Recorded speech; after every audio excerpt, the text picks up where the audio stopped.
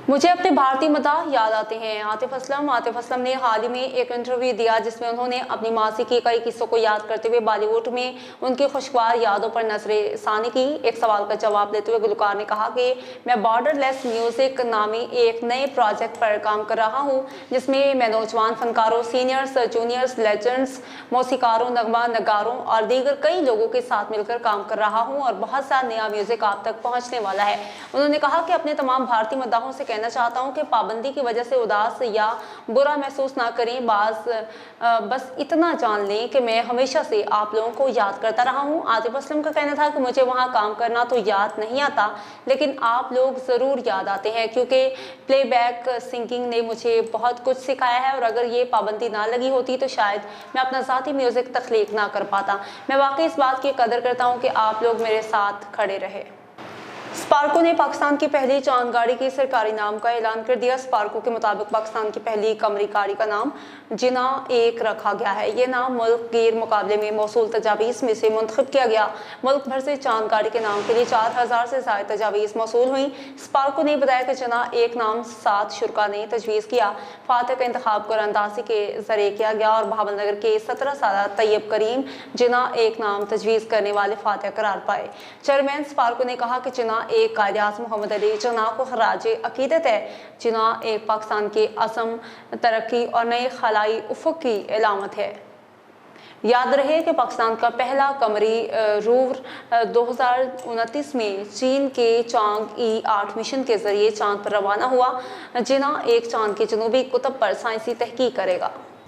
Broad pack हादसा, लापता पाकिस्तानी कोहे पैमा सुहेल सखी की लाश मिल गई। बेस कैंप जराए ने कोहे पैमा सुहेल सखी की लाश मिलने की तस्दीक करते हुए बताया कि लाश ब्रॉड पैक ट्रैकिंग के लिए जाने वाले बोटर्स को मिली है। जराए ने बताया कि सुहेल सखी की लाश बेस कैंप पहुंचाई गई है, जहां से हेलीकॉप्टर के जरिए स्कर्दूल लाई जाएगी। कोहे पैमा सुहेल सखी का ताल्लुक हंसा से था। वाज़ेह रहे कि 15 रोज कबल ब्रॉड पैक पर बर्फानी तोदा गिरने से 10 कोहे पैमा लापता हो गए थे, जिनमें से 5 नेपाली कोहपेमाओं समेत 7 कोहपेमाओं की लाशें मिली थीं।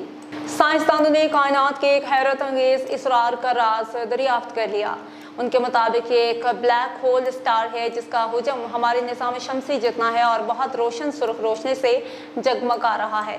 बैनुल-अक़वामी माहिरीन की टीम ने यह दरियाफ्त नासा की जेम्स वेब स्पेस टेलीस्कोप की उन तस्वीर की मदद से की है जिनमें पुरअसरार सुर्ख रोशनी को देखा गया था।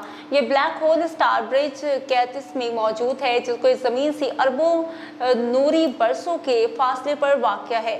साइंसदानों के ख्याल में इसकी तश्कील बिग बैंग के 66 करोड़ साल बाद हुई थी। ये देखने में बहुत बड़े सितारे जैसा है जो किसी भी सितारे से 100 अरब गुना ज्यादा तवानाई खार्ज करता है।